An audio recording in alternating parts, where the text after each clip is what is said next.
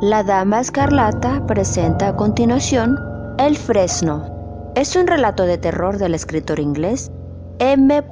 R. James, 1862-1936, publicado en la antología de 1904, Historia de fantasmas de un anticuario.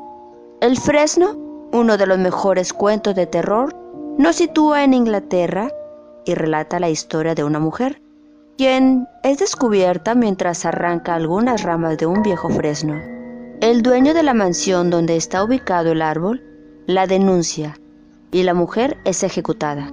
Tiempo después, una serie de hechos misteriosos comienzan a suceder en la mansión, de algún modo relacionados con el fresno, especie de lápida arbórea que custodia los restos de la mujer y le permiten un vehículo para manifestarse en el plano real.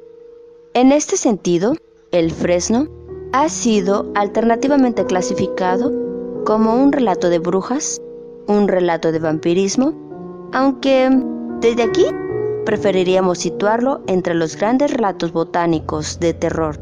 A continuación, el fresno. El que ha viajado por el este de Inglaterra conoce las casas residenciales que la salpican, pequeños edificios húmedos de estilo italiano, en general rodeado de parques extensos. Siempre me han atraído, particularmente, con su empalizada gris de roble, árboles nobles, lagos y la línea distante del bosque. Adoro esos pórticos con columnas, también sus bibliotecas, donde uno puede encontrar desde un salterio del siglo XIII a una edición antigua de Shakespeare. Por supuesto, me gustan los cuadros, pero sobre todo me gusta imaginar la vida en una casa así, en los tiempos de sus dueños. Ojalá tuviera yo una casa así. Por esto es una digresión. Lo que tengo que contaros es una extraña serie de sucesos que ocurrieron en una de estas casas que he intentado describir. Se trata de Castringham Hall, en Suffolk. Creo que le han hecho bastantes reformas desde la época de mi relato, pero aún conserva la esencia que acabo de esbozar. Durante ese año, el único rasgo que la distinguía de otras ha desaparecido. Vista desde el parque, tenía a su derecha, a pocas yardas del muro, un fresno arañoso y corpulento, que casi rozaba el edificio con sus ramas. Supongo que estaba allí desde que Castringham dejó de ser una plaza fuerte. Cegaron el foso y construyeron el edificio isabelino. De todo caso, en el año de 1690, casi había alcanzado sus proporciones definitivas. Durante ese año, la residencia fue escenario de varios procesos por brujería. Creo que tardaremos mucho en evaluar la consistencia de las razones, si es que las había, en que se fundaba el miedo a las brujas. En mi opinión, aún no han recibido respuesta a cuestiones tales, como si los acusados de brujería se imaginaban dotadas de poderes excepcionales, o si tenían la voluntad de causar daño, o si sus confesiones le fueron arrancadas por los cazadores de brujas a fuerza de crueldad. El presente relato me hace vacilar. Yo no me decido a clasificarlo como mera invención. El lector deberá juzgar por sí mismo. Castringham aportó una víctima a la fe, Mother Soul, y se diferenciaba de las típicas brujas de pueblo solo en que era persona acomodada e influyente. Varios agricultores conocidos trataron de salvarla. Prestaron el mejor testimonio que pudieron sobre su reputación y mostraron gran pena cuando el jurado pronunció su veredicto. Pero lo que resultó fatal para la mujer fue la declaración del entonces dueño de Castringham Hall, Sir Matthew Fair. Afirmó que en 3 ocasiones la había visto desde la ventana tomando ramos del fresno junto a la casa durante la luna llena.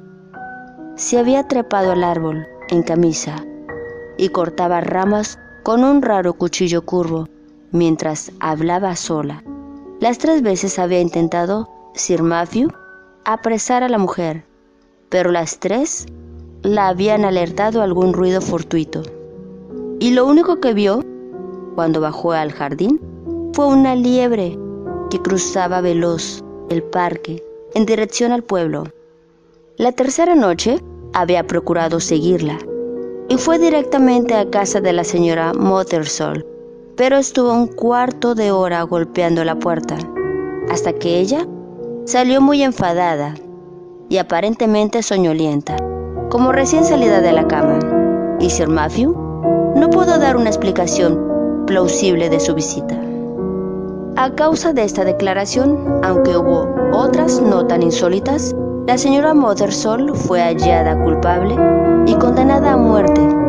La ahorcaron una semana después del juicio, junto con 5 o 6 desventurados más, en Bury St. Edmunds. Sir Matthew Fell, vicepresidente del Tribunal de Justicia del Condado, estuvo presente en la ejecución. Una mañana húmeda de marzo, subió la carreta bajo la llovizna. El cerro herboso y áspero de las afueras de Norgate, donde se alzaba el caldazo. Las 3 víctimas iban sumidas en la apatía o la aflicción, pero la señora Mothersole se mostró de un temperamento muy distinto. Su furia venenosa, según cuenta una cronista de la época, produjo tal efecto en los curiosos, y hasta en el verdugo, que fue unánime la afirmación de los que presenciaron su ejecución de que era la viva imagen de un demonio. Sin embargo, no se resistió a los oficiales, solo lanzó a los que le pusieron las manos encima una mirada tan terrible que, como uno de ellos me aseguró, 6 meses después aún le llenaba de inquietud. Lo único que consta de sus palabras fue lo siguiente: habrá huéspedes en la residencia, palabras que repitió más de una vez en voz baja. No dejó indiferente a Sir Matthew Fair la actitud de la mujer. Habló del asunto con el vicario de la parroquia. Cuando regresaban de la ejecución, no había prestado declaración de muy buen grado. No estaba especialmente infectado de la manía de perseguir brujas. Pero tanto entonces como después sostuvo que no podía dar otra versión del asunto que la que había dado ya, y que no había posibilidad de que se hubiera equivocado en cuanto a lo que vio. El proceso le había resultado desagradable, porque era hombre al que le gustaba estar en buenos términos con todos. Pero había un deber que cumplir, y lo había cumplido. Esos parecían ser sus sentimientos, y el vicario los aplaudió como habría hecho como cualquier hombre razonable. Una semana más tarde, cuando la luna de mayo alcanzó su plenitud, volvieron a encontrarse el vicario y el señor en el parque, y se dirigieron juntos a la residencia.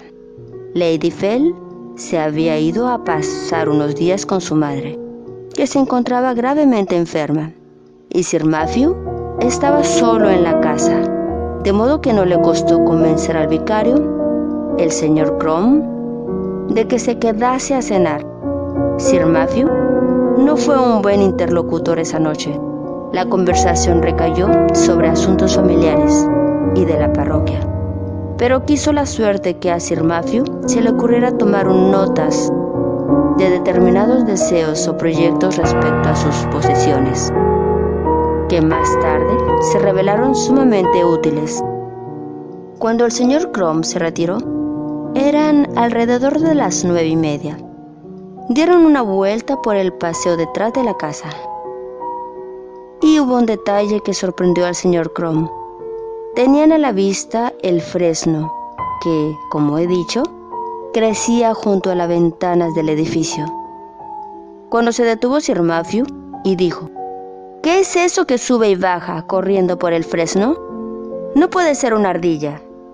A estas horas deben de estar todas en sus madrigueras. Miró el vicario y vio a la bestia, pero no consiguió distinguir su color a la luz de la luna. Se le quedó grabada su silueta. aunque la vio un instante, y habría asegurado, dijo, aunque comprendía que era una insensatez, que ardilla o no, tenía más de 4 patas. No dieron mayor importancia a esta visión y se despidieron. Quizás volvieron a verse, pero aún habría de pasar una veintena de años. Al día siguiente, Sir Matthew Fell no bajó a las 6 de la mañana, como era su costumbre, ni a las 7, tampoco a las 8. Los criados subieron. No hace falta que describa la ansiedad de que fueron presa mientras escuchaban y renovaban los golpes en la puerta. Finalmente abrieron y descubrieron al señor ennegrecido y muerto, como habréis adivinado. A primera vista no se veía señales de violencia, pero la ventana estaba abierta. Uno de los criados fue a buscar al sacerdote y a continuación, por encargo de éste, a dar parte a la autoridad. El señor Crom acudió en cuanto pudo a la residencia, y al llegar le condujeron al aposento donde estaba el muerto. Había dejado algunas notas entre sus documentos que revelan el sincero respeto que había sentido por Sir Matthew y su pesar. En ellas hay un pasaje que transcribo. Por la luz que arroja sobre estos sucesos y también sobre las creencias corrientes de la época, no había indicios de que la puerta haya sido forzada, pero la ventana estaba abierta. Antes de acostarse, solía tomar cerveza en un vaso de plata, y esa noche no se la había terminado. Así pues, fue analizada la bebida por el médico de Bury, un tal señor Hodkins, quien, como declaró, después bajo juramento, no descubrió ninguna sustancia venenosa, porque naturalmente, dado lo hinchado y negro que estaba el cadáver, corría el rumor entre los vecinos de que había sido envenenado.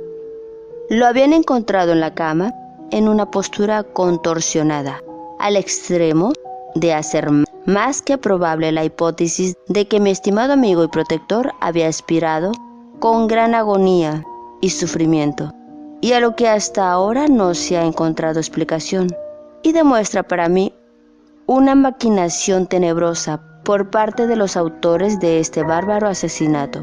Es lo siguiente, que las mujeres a las que se encomendó lavar y amortajar el cadáver, personas dolientes y muy respetadas en su fúnebre profesión, vinieron con gran congoja y tribulación de alma y cuerpo a decirme, cosa que se confirmaba a primera vista, que no bien tocaron el pecho del cadáver, sintieron dolor en las palmas y un escozor intenso y normal en las manos, las cuales, igual que los antebrazos, se les hincharon en poco tiempo, persistiendo el dolor que, como quedó claro más tarde, se vieron obligadas a suspender su trabajo durante varias semanas, aunque sin señal alguna visible en la piel.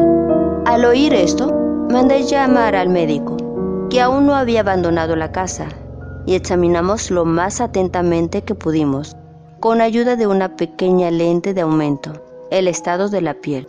Pero no logramos descubrir nada de importancia, salvo 2 pequeñas picaduras o punturas, que concluimos entonces serían los sitios por donde pudo ser inoculado el veneno, recordando esa sortija del Papa Borgia, con otros conocidos ejemplos del horrendo arte de los envenenadores italianos de la pasada época.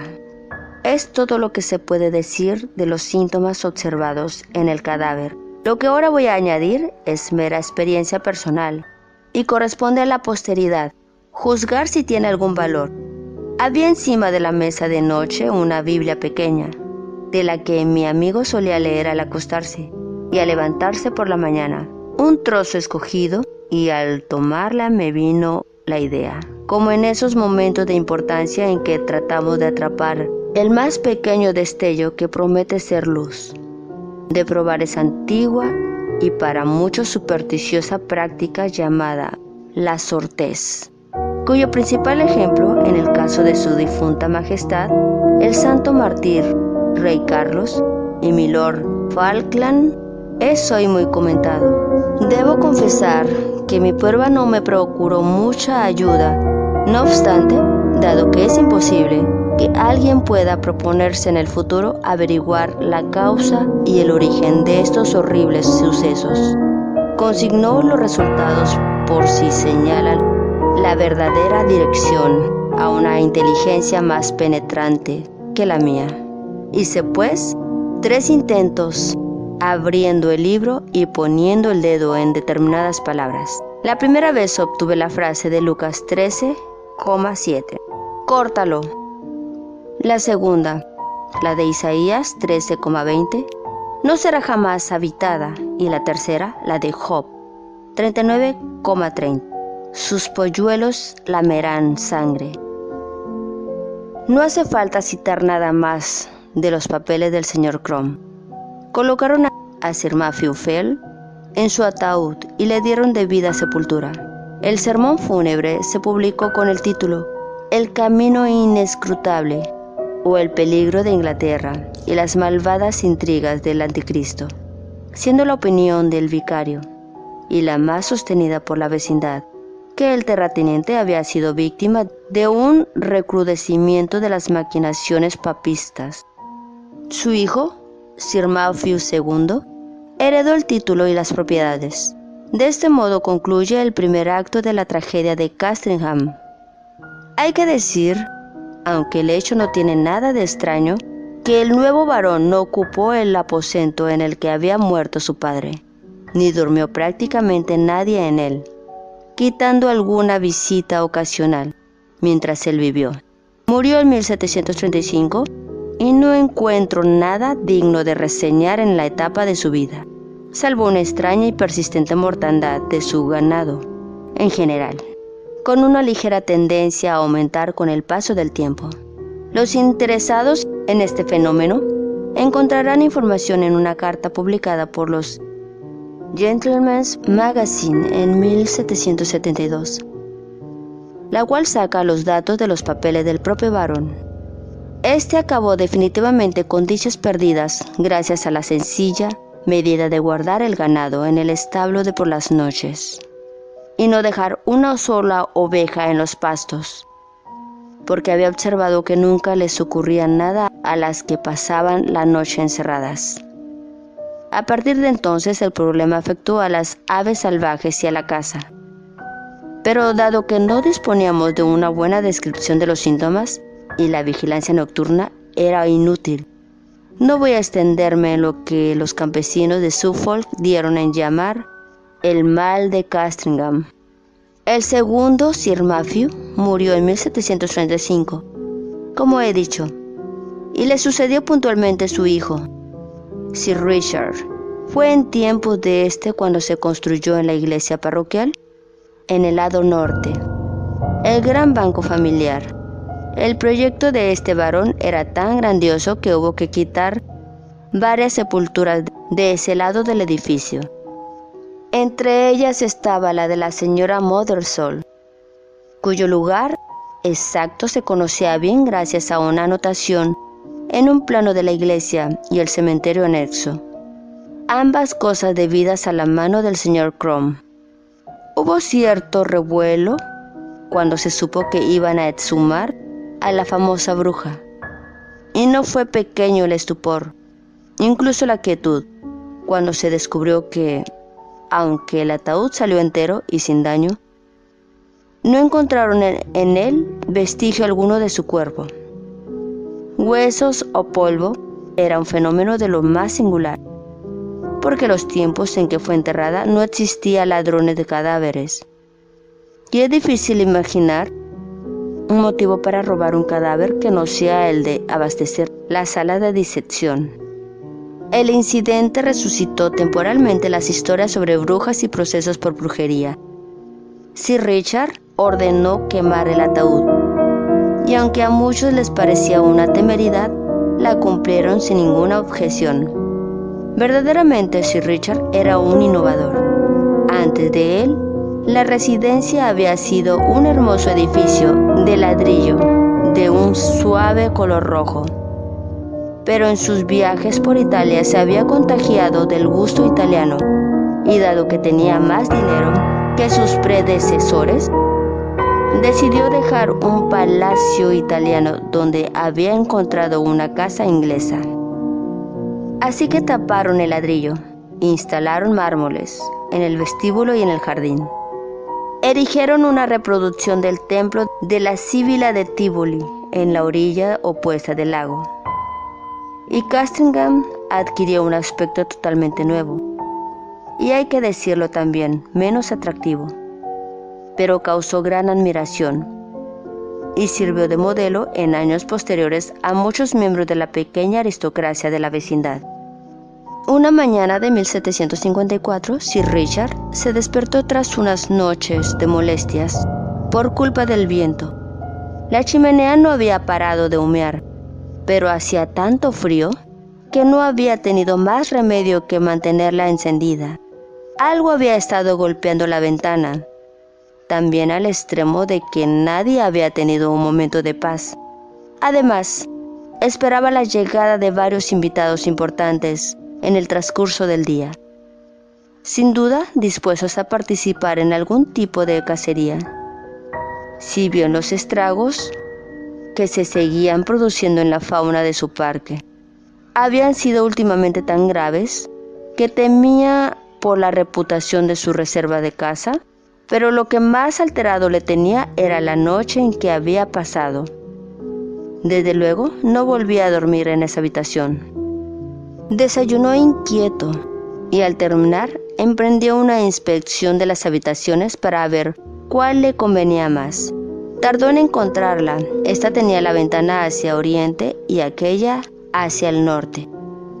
En esta los criados estaban pasando constantemente por delante de la puerta, y en aquella no le gustaba la cama.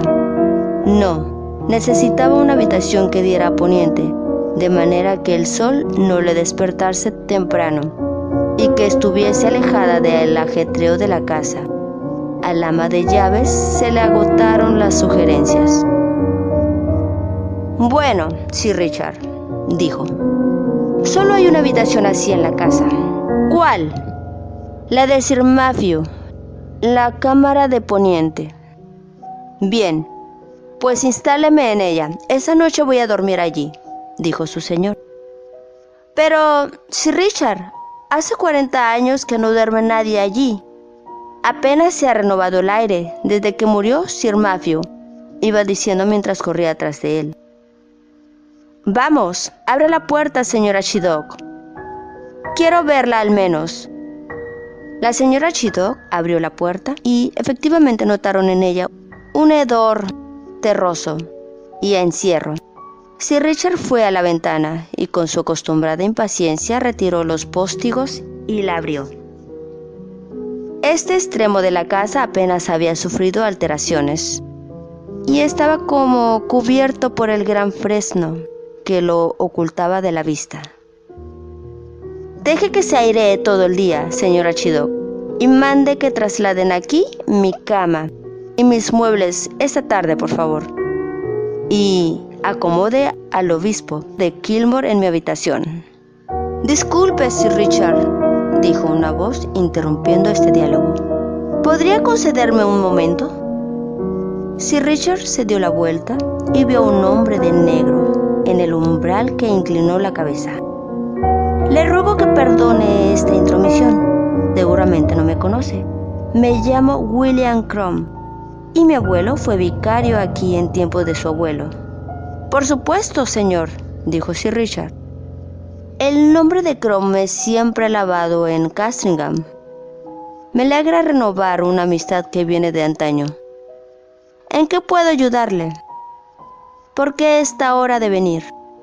Y si no me equivoco, su aspecto revela que ha hecho el camino con cierta premura».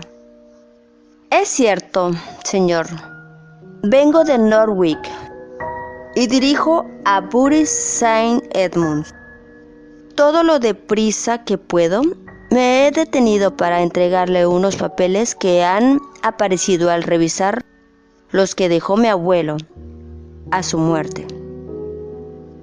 He pensado que puede haber en ellos cuestiones familiares de interés para usted». «Es usted muy amable, señor Crumb. Si tiene la bondad de acompañarme al salón, a tomar una copa de vino. Les podemos echar una ojeada juntos. Entretanto, señor Archiduque, ocúpese de airear esta cámara, como le he dicho. Sí, aquí es donde murió mi abuelo. Sí, puede que el árbol la haga un poco húmeda. Bueno, no quiero oír nada más. No ponga más dificultades, se lo ruego.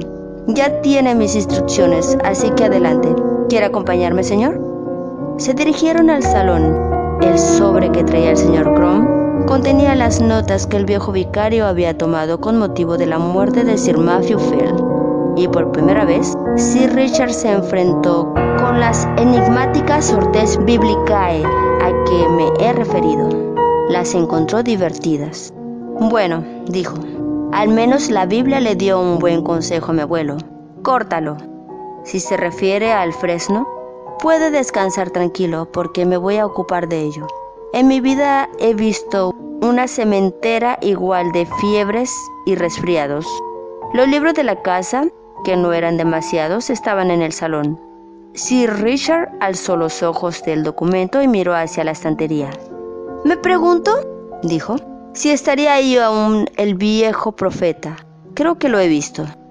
Cruzó la habitación, sacó una Biblia gruesa, que efectivamente llevaba en la guardia la siguiente inscripción: para Matthew Fell, de su madrina que la quiere, Anne Aldous, el 2 de septiembre de 1659.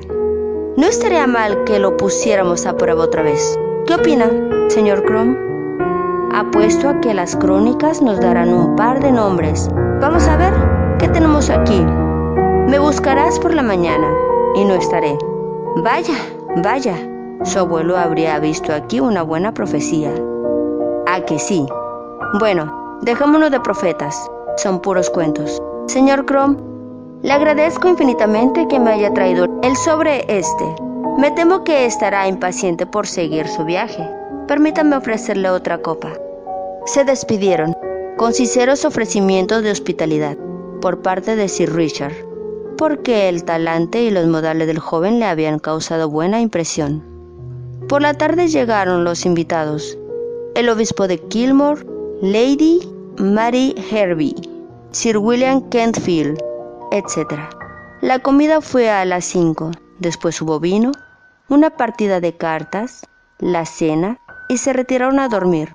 A la mañana siguiente Sir Richard no se sintió con ánimo para tomar la escopeta. Habla con el obispo de Kilmore. Este prelado, a diferencia de la mayoría de los obispos irlandeses de aquel entonces, había visitado su sede, incluso había residido en ella bastante tiempo. Esta mañana, mientras paseaban los dos por la terraza, comentando los cambios y mejoras de la casa, dijo el obispo señalando la ventana de la habitación de poniente: jamás conseguiría que uno de mis feligreses irlandeses ocupara esa habitación, Sir Richard. ¿Y eso por qué, señor? La verdad es que es la mía. Bueno, se ha dicho siempre entre nuestros campesinos que da mala suerte dormir junto a un fresno. Y ese tan hermoso que tiene ahí está muy cerca de su aposento. Puede que le haya hecho sentir ya su influjo, prosiguió el obispo con una sonrisa. Porque, si me permite decirlo, no parece todo lo fresco que sus amigos quisieran verle, pese a que acaba de levantarse. Es verdad, ese árbol, o lo que sea, me ha tenido desvelado desde las 12 hasta las 4, pero lo van a cortar mañana, de manera que no dará más batalla. Aplaudo su decisión. No puede ser sano respirar el aire filtrado por todo ese follaje. Creo que tiene razón, su ilustrísima. Pero anoche no dejé la ventana abierta. Era más bien un ruido constante, como un restregar de ramas en los cristales, lo que no me dejaba dormir. Eso me parece poco probable. Si Richard, mire, puede comprobarlo desde aquí. Ninguna de las ramas alcanza a rozar siquiera la ventana, a menos que se levante un vendaval, y anoche no hubo viento. Entonces no sé qué era lo que arañaba y agitaba de esa manera, y ha llenado de rayas y señales el polvo del alféizar. Finalmente coincidieron en que debió de subir alguna rata por la hiedra. Fue la explicación que se le ocurrió al obispo. y Sir Richard la aceptó sin más. El día transcurrió, llegó la noche y cada cual se retiró a su aposento, deseando a Sir Richard una noche más descansada. Ahora nos encontramos en su dormitorio, con la luz apagada y él metido en la cama. La habitación está encima de la cocina. La noche, fuera, es cálida y apacible, así que ha dejado abierta la ventana. Llega poca claridad a la cama, pero hay en ella un extraño movimiento, como si Sir Richard agitase la cabeza a uno y a otro lado, con levísimo ruido. Podría creerse incluso, tan engañosa es la penumbra, que tiene varias cabezas redondas y marronas, que mueven adelante y atrás, bajándolas incluso hasta el pecho. Es una ilusión horrible. ¿No hay nada más? Mirad, algo cae de la cama con blando ruido, del tamaño de un gatito, y sale como una centella por la ventana. Otro, 4. Después, todo vuelve a quedar inmóvil. Me buscarás por la mañana y no estaré. Como a Sir Matthew, Sir Richard fue encontrado ennegrecido y muerto en la cama. Un grupo pálido y silencioso de huéspedes y criados se congregó al pie de la ventana al saberse la noticia. Envenenadores italianos, sicario del Papa, el aire inficcionado. Estas y otras muchas conjeturas se barajearon. El obispo de Kilmore alzó los ojos hacia el árbol y vio en la horquilla de sus ramas más bajas un gato blanco que miraba encogido hacia una oquedad que los años habían excavado en el tronco. Observaba con gran atención algo que había en el interior del árbol. De repente se levantó y alargó una garra hacia el agujero. En ese instante se dio el trozo de corteza en el que se apoyaba y cayó dentro. Todos alzaron los ojos ante el ruido que hizo. He sabido que los gatos tienen buena voz, pero pocos hemos oído un alarido como el que brotó del tronco del gran fresno. Sonaron 2 o 3 maullidos. Los testigos no están seguros, y a continuación se oyó un ruido ahogado, de forcejeo o agitación. Lady Mary Harvey se desmayó de la impresión. El ama de llaves se tapó los oídos, echó a correr y tropezó y se cayó en la terraza. El obispo de Kilmore y Sir William Kenfield no hicieron un solo movimiento. Estaban asustados también. Aunque solo era el maullido de un gato, Sir William tragó saliva un par de veces antes de decir: «En ese árbol hay algo, ilustrísima. Opino que debemos inspeccionarlo ahora mismo». El prelado se mostró de acuerdo. Trajeron una escala y subió uno de los jardineros. Se asomó al hueco, pero solo pudo notar que se movía algo. Trajeron un farol para bajarlo al interior con una cuerda. Hay que llegar al fondo de esto. A fe, ilustrísima, que se esconde ahí el mismo de esas muertes terribles. Subió el jardinero otra vez con el farol y lo fue bajando cautelosamente por el agujero. Todos veían desde abajo su rostro inclinado, iluminado por la luz amarilla, y vieron su expresión de incrédulo terror antes de proferir un espantoso alarido y precipitarse al suelo, donde por fortuna lo recibieron 2 hombres, dejando caer el farol dentro del árbol. Estaba mortalmente asustado y tardó un rato en recobrar la palabra. Cuando lo hizo, otra cosa atraía la atención de los demás. Debió de romperse el farol en el fondo y prender la llama en las hojas secas y brosa del interior, porque unos minutos después empezó a salir un humo espeso. A continuación, llamas y finalmente ardió el árbol entero. Los presentes se apartaron en círculo y Sir William y el obispo mandaron a los criados que trajesen las armas y herramientas que pudiesen, porque, evidentemente, el fuego obligaría a salir a la alimaña que estaba utilizando el árbol como madriguera. Así fue. Primero vieron aparecer en la horquilla, envuelto en llamas, un bulto redondo como del tamaño de una cabeza humana. Acto seguido, se tambaleó y cayó en el agujero. La escena se repitió 5 o 6 veces. Luego, saltó al aire un bulto parecido y cayó en la hierba, donde un momento después quedó inmóvil. El obispo se atrevió a acercarse unos pasos y vio los restos de una araña enorme, nervuda y abrasada, y cuando el fuego llegó abajo, empezaron a brotar del tronco cuerpos más horribles, aún completamente cubiertos de pelo gris. Todo el día estuvo ardiendo el fresno. Los hombres siguieron allí hasta que cayó a trozos, matando de cuando en cuando los bichos que salían. Finalmente, transcurrido un buen rato sin que saliesen más, se acercaron precavidamente y examinaron las raíces. Debajo en la tierra, dice el obispo de Kilmore, descubrieron una cavidad redonda con 2 o 3 bichos de esos muertos, evidentemente asfixiados por el humo. Y lo que es más extraño, para mí, al lado de esta cueva, junto a la pared, encontraron acuclillada la anatomía o esqueleto de un ser humano, con la piel seca sobre los huesos, con restos de cabello negro, y que correspondía sin ninguna duda, según declararon los que examinaron a una mujer, evidentemente muerta hacía unos 50 años. Aquí finalizamos este relato. Espero que les haya agradado. La Dama Escarlata se despide. No olviden darle pulgar arriba y suscribirse a mi canal.